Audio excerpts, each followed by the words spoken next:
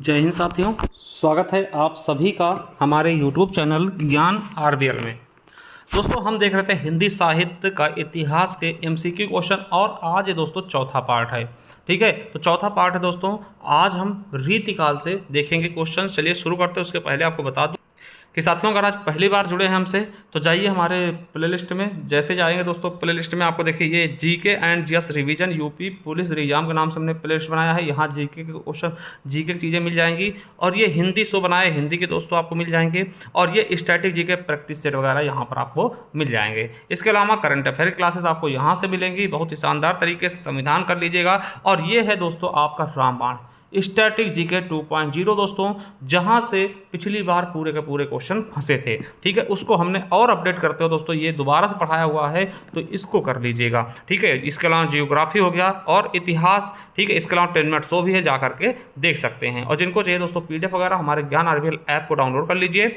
वहाँ से जाइए दोस्तों ई बुक वाले कॉलम पे। जैसे ही यहाँ जाते दोस्तों आपको देखिए ये मिल जाएंगे भारतीय इतिहास, भारतीय संविधान का और भूगोल का और संपूर्ण इतिहास का मात्र 50-50 रुपये में PDF मिलेगी। इसको लेकर के आप प्रिंट करवा सकते हैं बाहर निकलवा करके।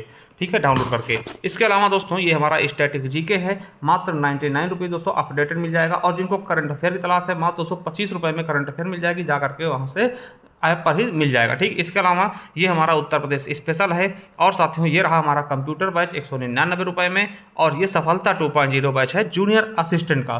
तो जा करके दोस्तों देख सकते हैं, परचेज कर सकते हैं, जैसा आपको समझ में आए वैसा कर सकते हैं। चलिए शुरू करते हैं वीडियो को। तो मेरे साथियों हमने टोटल 100 क्वेश्चन देख लिए थे।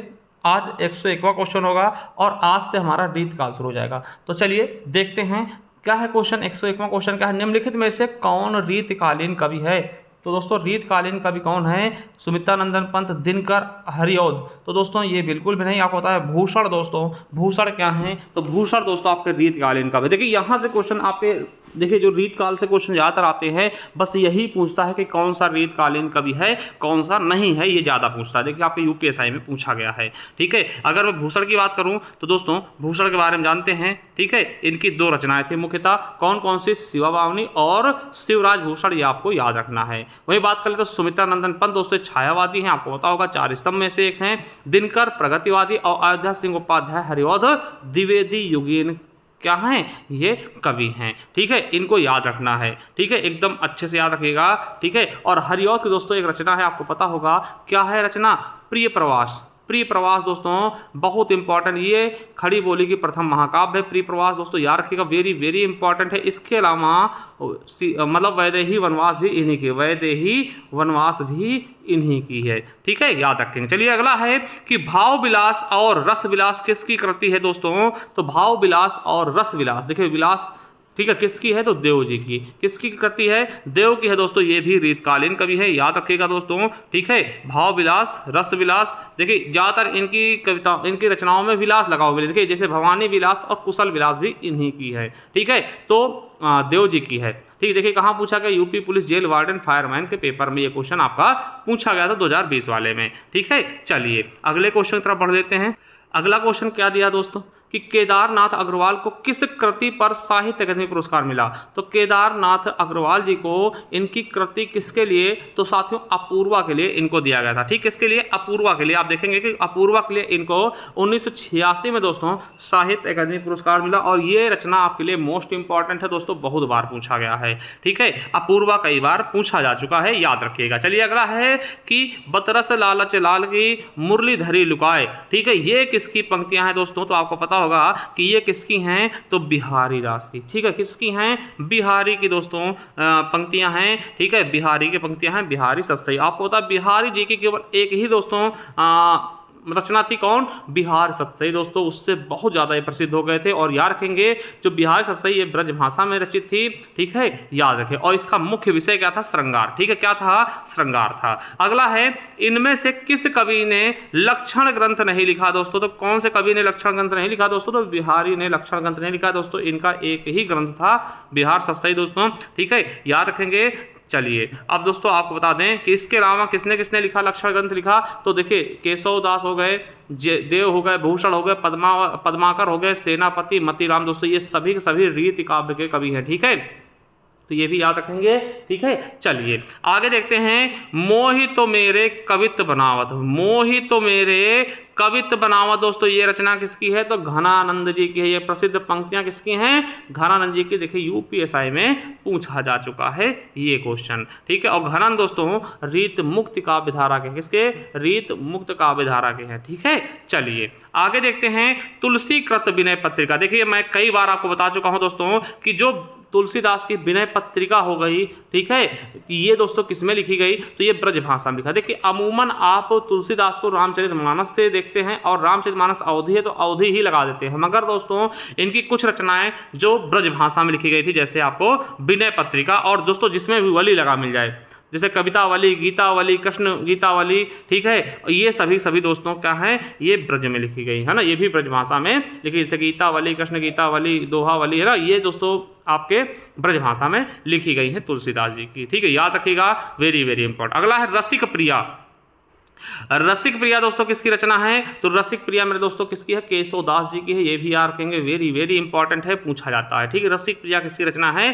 केशवदास जी की। ठीक है, रसिक प्रिया, कवि प्रिया, ठीक है, नखसिख, ठीक है, ये सभी रचनाएं देख सकते हो दोस्तों। यहाँ पे रतन बावरी है ना, ये दोस्तों सभी केशवदास जी की है, तो याद रख लेंगे दिमाग में। ठीक है, बिठा के चलेंगे। चलिए अगले क्वेश्चन तरफ बढ़ते हैं कि कालिदास त्रिवेदी किसके दरबारी? देखिए ये कालिदास दोस्तों दूसरे हैं, ये कालिदास त्रिवेदी दोस्तों दूसरे हैं। ये किसके दरबारी थे दोस्तों? तो आपको बता दें कालिदास त्रिवेदी औरंगजेब के दरबारी थे ना, औरंगजेब को जानते होंगे, मुगल शासक। ठीक है, चलिए, और दोस्तों बहादुर शाह जफर आप जानते हो कि ये अंतिम मुगल शासक थे, इनके बारे में रखें। इन्हीं को दोस्तों कहाँ भेजा गया था? रंगून, और वहीं इनकी मृत्यु हो गई थी। ठीक है, चलिए आगे देखते हैं। कालिदास त्रिवेदी दोस्तों याद रखिएगा, ये किसके समकालीन थे? औरंगजेब के। ठीक है, चलिए अगला, इनमें से किस कवि को कठिन काव्य का प्रेत कहते हैं मेरे दोस्तों? तो किसको बोलते हैं कठिन काव्य का प्रेत? तो केशवदास जी को बोलते हैं। अब एक क्वेश्चन मैं आपसे भी करूंगा कि भैया कठिन गद्य का प्रेत किसका? कठिन गद्य का प्रेत किसको कहते हैं? ये कमेंट बॉक्स में आपके लिए खुला रहेगा, वहां पे आप ऑप्शन कर सकते हैं कि कठिन गद्य का प्रेत किसको कहते हैं। कठिन काव्य का प्रेत किसको कहते हैं? केशवदास जी को, ये मैं आपको बता दे रहा हूं। ठीक, केशवदास की रचनाओं की बात करें दोस्तों तो सबसे इंपॉर्टेंट है रसिक प्रिया, ठीक है, और दोस्तों आपका रामचंद्रिका, रामचंद्रिका बहुत ज़्यादा इंपॉर्टेंट है। ठीक है, चलिए अगला देखते हैं। अब देखिए आगे आ गए हम आधुनिक काल में। तो आधुनिक काल के दोस्तों क्वेश्चन शुरू होते हैं द्विवेदी युग, भारतेंदु युग से। ठीक है, चलिए, तो भारतेंदु युग की समय सीमा क्या है? तो दोस्तों भारतेंदु युग की समय सीमा 1850 से लेकर के 1900। ठीक है, देखिए ये आपके मृतक आश्रित में पूछा गया है। ठीक है, मृतक आश्रित में। चलिए, इसका नामकरण दोस्तों आपको पता है, भारतेंदु हरिश्चंद्र जी के ही नाम पर पड़ा था। और भारतेंदु मंडल के प्रमुख कवि दोस्तों यहाँ से पूछा जाता है, भारतेंदु युग के प्रमुख कवि कौन होंगे? तो भारतेंदु हरिश्चंद्र खुद हो जाएंगे, प्रताप नारायण मिश्र हो जाएंगे, बद्री नारायण चौधरी प्रेमघन हो जाएंगे, बालकृष्ण भट्ट हो जाएंगे, अंबिका प्रसाद दत्त, राधा चरण गोस्वामी, ठाकुर जगमोहन सिंह, लाला श्री निवास दास, सुधाकर द्विवेदी और राधा कृष्ण दास। दोस्तों ये भारतेंदु युग के कवि हो जाएंगे। ये चीज याद रखेंगे, आपसे पूछ सकता है कि निम्नलिखित में से कौन भारतेंदु युगीन कवि है? ऐसे क्वेश्चन आपके एग्जाम में पूछे जाते हैं। चलिए अगला है कि हिंदी गद्य का प्रथम युग किसे माना जाता है? दोस्तों हिंदी गद्य का प्रथम युग आपको पता है, ये शुरुआत ही भारतेंदु युग से होता है। कब से होता है? भारतेंदु युग से होता है। आपको पता है भारतेंदु हरिश्चंद्र जी को आधुनिक हिंदी साहित्य का जनक भी कहते हैं। ठीक है, ये चीज आपको याद रखना। चलिए, ठीक है, याद रखेंगे बिल्कुल अच्छे से। अगला सितारे हिंद। सितारे हिंद किस लेखक का उपनाम है दोस्तों? तो राजा शिव प्रसाद सितारे हिंद होता। क्या? राजा शिव प्रसाद सितारे हिंद होता दोस्तों। और आपके ये उप निरीक्षक 2001 के पेपर में पूछा जा चुका है शिव प्रसाद सितारे हिंद के बारे में। चलिए अगला क्वेश्चन क्या है कि निम्नलिखित में से कौन सा कवि भारतेंदु युगीन नहीं? देखिए मैंने अभी बताया था ना कि यहाँ देखिएगा, पढ़िएगा दोस्तों, ये युगीन कवि बहुत पूछाते हैं। युगीन कौन, किस युग का है? ठीक है, तो बद्री नारायण चौधरी प्रेमघन बिल्कुल सही, आपको बताया भी था दोस्तों कि ये हैं। ठाकुर जगमोहन सिंह ये भी, अंबिका दत्त दोस्तों व्यास ये भी हैं। श्रीधर पाठक नहीं है दोस्तों, ये आपका डी ऑप्शन बिल्कुल गलत हो जाएगा, सही हो जाएगा दोस्तों। श्रीधर पाठक भारतेंदु युगीन नहीं है दोस्तों, ये आपके जेल वार्डन पूछा गया, ये चीज आपको याद रखना। चलिए अगला है निम्नलिखित में से कौन से भारतेंदु युग रचनाकार नहीं? देखिए फिर सेम आ गया। तो दोस्तों अभी हमने बताया कि दोस्तों रामचंद्र शुक्ल ये नहीं है, रामचंद्र शुक्ल नहीं। देखिए प्रताप नारायण मिश्र, सितारे हिंद दोस्तों प्रेमघन ये हैं, मगर आचार्य रामचंद्र शुक्ल नहीं। देखिए यही क्वेश्चन आपसे पूछाते हैं कौन सा किस युग का है। ठीक है, चलिए यूपीएसआई में पूछा गया दोस्तों, ठीक है। भारत देखिए जो आपके रामचंद्र शुक्ल जी हैं ये द्विवेदी युग के हैं। देखिए द्विवेदी युग के, शुक्ल किस युग के हैं? द्विवेदी युग के हैं, ये भी याद रख लेंगे। चलिए अगला है अमीर खुसरो के ढंग पर मुकरियां किसने लिखी दोस्तों? अमीर खुसरो के ढंग पर मुकरियां किसने लिखी थी? तो भारतेंदु जी ने लिखी थी, ठीक है। ये आपके यूपीएसआई में भी पूछे गए क्वेश्चन है, आप देख सकते हैं हर एक क्वेश्चन कहीं ना कहीं पूछा जा चुका है, ठीक है। चलिए आगे देखते हैं। और दोस्तों अगर आप बात करते हैं हरिऔध की, तो दोस्तों हरिऔध के दोस्तों परिप्रवास आपको बहुत इंपॉर्टेंट ग्रंथ है ये हरिऔध जी का, ये याद रखेंगे, वेरी वेरी इंपॉर्टेंट। ये खड़ी बोली का प्रथम महाकाव्य है। अगला है निज भाषा उन्नति आहे सब उन्नति को मूल, ठीक है। वेरी वेरी इंपॉर्टेंट दोस्तों रचना है, किसकी है? तो ये हमारे भारतेंदु हरिश्चंद्र जी की है। याद रखिएगा कि निज भाषा उन्नति आहे सब उन्नति को मूल, है ना। ये पंक्ति बहुत इंपॉर्टेंट है, भारतेंदु हरिश्चंद्र जी की है, ठीक है, याद रखिएगा। चलिए और दोस्तों भारतेंदु हरिश्चंद्र की जो रचनाएं हैं, वैद्य की हिंसा हिंसा न भवती, है ना, भारत दुर्दशा, अंधेर नगरी, चौपट राजा वाला ना, कर्पूर मंजरी, ये चीज़ें भी याद कर लेना है आपको। चलिए आगे देखते हैं द्विवेदी युग के कुछ रचनाएं, ठीक है। अगला है कि खड़ी बोली का प्रथम महाकाव्य कौन सा? देखिए अभी मैं इसकी चर्चा कर ही रहा था कि खड़ी बोली का प्रथम महाकाव्य कौन सा हो जाएगा? तो प्रिय प्रवास हो जाएगा। किसकी है? तो अयोध्या सिंह उपाध्याय हरिऔध की। किसकी रचना है ये? हरिऔध, अयोध्या सिंह उपाध्याय हरिऔध की दोस्तों, याद रखिएगा। और हरिऔध की एक और रचना है वैदेही वनवास, दोस्तों याद रखिएगा, बहुत ज़्यादा इंपॉर्टेंट, ठीक है, बहुत इंपॉर्टेंट है। देखिए प्रेम सागर लल्लूलाल की है, ये भी याद रखिएगा। तो प्रिय प्रवास आपका बिल्कुल सही हो जाएगा कि खड़ी बोली का प्रथम महाकाव्य प्रिय प्रवास है, और खड़ी बोली के प्रथम महाकवि कौन हो जाएंगे? अयोध्या सिंह उपाध्याय हरिऔध हो जाएंगे, याद रखिएगा। चलिए आपको दिखाते हैं। तो साथियों इनके हरिऔध जी की बात कर लेते हैं दोस्तों। प्रिय प्रवास खड़ी बोली का प्रथम है ना, प्रथम महाकाव्य है। और वैदेही वनवास इन्हीं की, पारिजात इन्हीं के, चुपते चौपदे, चोखे चौपदे, ठेठ हिंदी का ठाठ, ठीक है, ये भी इन्हीं के ही हैं, ठीक है। चलिए आगे देख लेते हैं दोस्तों। आगे क्या है कि अयोध्या सिंह उपाध्याय हरिऔध की प्रसिद्ध रचना कौन सी? दोस्तों हमने बताया प्रिय प्रवास है। देखिए झरना जयशंकर प्रसाद जी की है। अंधा युग दोस्तों किसकी है? धर्मवीर भारती जी की है। क्या है? धर्मवीर भारती जी की है। और दोस्तों आप देख सकते हैं प्रेम प्रलाप किसकी? भारतेंदु हरिश्चंद्र जी की है। तो प्रिय प्रवास हमने बताया ये खड़ी बोली का प्रथम महाकाव्य है। चलिए अगला है इनमें से मैथिली शरण गुप्त की कौन सी रचना नहीं है मेरे दोस्तों? तो कौन सी रचना इनकी नहीं है दोस्तों? तो आपको पता होगा कि दोस्तों साकेत भी है, भारत भारती है, रंग विभंग है, प्रिय प्रवास नहीं है। प्रिय प्रवास इसकी अभी मैं बता चुका हूं दोस्तों किसकी है? अयोध्या सिंह उपाध्याय हरिऔध जी की। ये खड़ी बोली का प्रथम क्या है? महाकाव्य है, ठीक है। चलिए आगे मेरे दोस्तों देख लेते हैं। और दोस्तों मैथिली शरण गुप्त जी को क्या बोलते हैं? आधुनिक युग का तुलसी कहते हैं, ठीक है। और मैथिली शरण गुप्त की रचनाओं की बात कर लें तो रंग में भंग, Saket very very important, Yashodhara पूछा जाता है, भारत भारती पूछा जाता है, ठीक है, और जय भारत याद रखेंगे, ठीक है। चलिए आगे देख लेते हैं। हल्दी घाटी दोस्तों बहुत इंपॉर्टेंट है, हल्दी घाटी पूछा गया। तो हल्दी घाटी किसकी रचना है? तो श्याम नारायण पांडे। किसकी है? श्याम नारायण पांडे जी की हल्दी घाटी है, ठीक है, याद रखेंगे, वेरी वेरी इंपॉर्टेंट दोस्तों। और इसके अलावा दोस्तों जौहर भी इन्हीं की है। जौहर और हल्दी घाटी ये दोनों ज्यादा पूछी जाती हैं, याद रखा। किसकी है? श्याम नारायण पांडे जी की, ठीक है।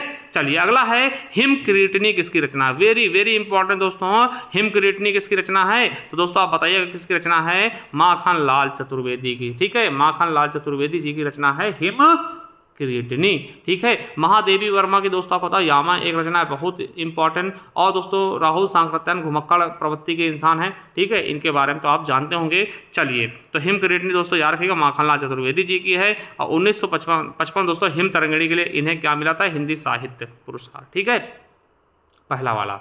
चलिए अगला है रचना और रचनाकार संबंधित सुमेलित नहीं है दोस्तों, कौन सा नहीं है ये आपको बताना है। तो मैथिली शरण गुप्त दोस्तों साकेत बताइए, बिल्कुल सही, ठीक है, साकेत बिल्कुल सही, ठीक है। तो भैया साकेत बिल्कुल सही। और देखिए भारत भारती हरिश्चंद्र बिल्कुल नहीं। देखिए भारत भारती किसकी? भारत भारती भी मैथिली शरण गुप्त जी की ही है। हाँ अज्ञेय की नदी के द्वीप दोस्तों बिल्कुल सही। प्रवास हरिऔध के दोस्तों ये आपका बिल्कुल गलत हो जाएगा।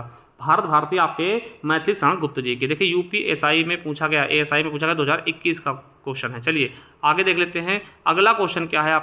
अगला क्वेश्चन क्या है 124 नंबर कि यशोधरा, कैकेयी, उर्मिला इत्यादि नारी पात्रों पर कविता लिखने वाले कवि कौन से हैं दोस्तों? कैकेयी हो गई, सुमित्रा हो गई दोस्तों, इन पर किसने लिखा? उर्मिला, इन पर दोस्तों मैथिली शरण गुप्त जी ने लिखा, ठीक है। और याद रखेगा महादेवी वर्मा को आधुनिक युग की मीरा भी कहते हैं, और इनकी रचना कौन सी? यामा, ठीक है। चलिए आगे देखते हैं कि मैथिली शरण गुप्त ने इतिहास के उपेक्षित नारी पात्र इनमें से किस पुस्तक में प्रतिष्ठित हैं दोस्तों। तो नारी पात्र किसमें है दोस्तों, तो याद रखिएगा साकेत में। किसमें है, साकेत रचना में, ठीक है, साकेत में। चलिए आगे देख लेते हैं दोस्तों, आगे क्या है, जयद्रथ वध। दोस्तों वेरी वेरी इंपॉर्टेंट, देखिए आपके यूपीएसआई में पूछा गया और यूपी पुलिस में भी पूछा गया, जयद्रथ वध किसकी है, तो दोस्तों साकेत, है ना। जयद्रथ वध दोस्तों ये किसकी है, मैथिली शरण गुप्त जी की है। याद रखिएगा ये जयद्रथ किसकी है, मैथिली शरण गुप्त जी की। देखिए यहाँ पे आपको मिल जाएगा, ठीक है, यहाँ पे आप देख सकते हैं ये सारी रचनाएं इसमें दी हुई हैं बहुत ही